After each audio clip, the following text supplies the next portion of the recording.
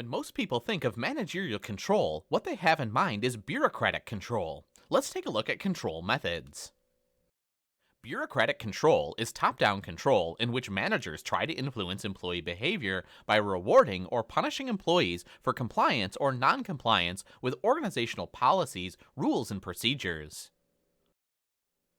Most employees, however, would argue that bureaucratic managers emphasize punishment of non-compliance much more than rewards for compliance. Bureaucratic management and control were created to prevent just this type of managerial behavior. By encouraging managers to apply a well thought out rule, policy, or procedure in an impartial, consistent manner to everyone in the organization, bureaucratic control is supposed to make companies more efficient, effective, and fair. Ironically, it frequently has just the opposite effect. Managers who use bureaucratic control often emphasize following the rules above all else. Another characteristic of bureaucratically controlled companies is that, due to their rule and policy driven decision making, they're highly resistant to change and slow to respond to customers and to competitors. In many companies, bureaucratic control has evolved into objective control, which is the use of observable measures of employee behavior or output to assess performance and influence behavior.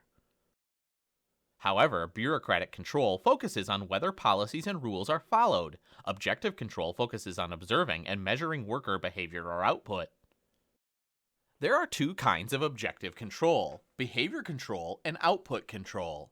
Behavior control is regulating behaviors and actions that workers perform on the job. The basic assumption of behavioral control is that if you do the right things, that is, the right behaviors, every day, then those things should lead to goal achievement. Behavior control is still management-based, however, which means that managers are responsible for monitoring and then rewarding or punishing workers for exhibiting desired or undesired behaviors. Instead of measuring what managers and workers do, output control measures the results of their efforts. In addition, behavioral control regulates, guides, and measures how workers behave on the job. Output control gives managers and workers the freedom to behave as they see fit if they accomplish pre-specified, measurable results. Output control is often coupled with rewards and incentives.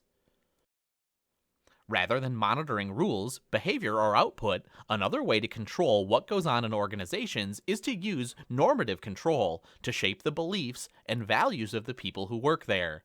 With normative controls, a company's widely shared values and beliefs guide worker behavior and decisions.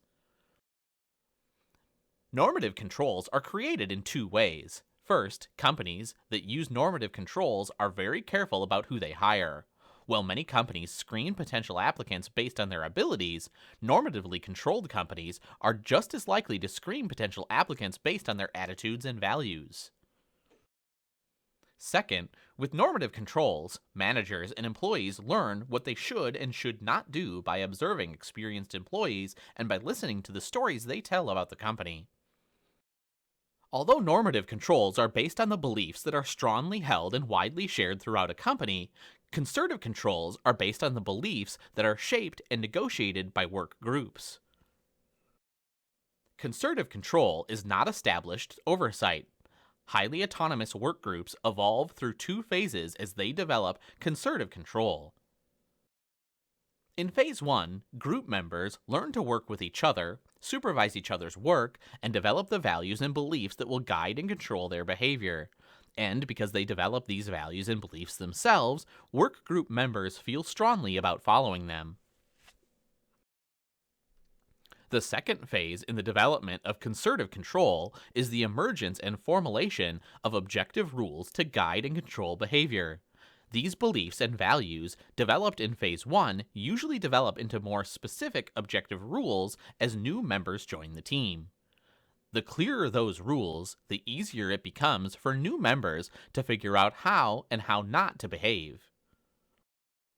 Self-control, also known as self-management, is a control system in which managers and workers control their own behavior. Self-control does not result in anarchy, in which everyone gets to do whatever he or she wants. In self-control or self-management, leaders and managers provide workers with clear boundaries within which they may guide and control their own goals and behaviors.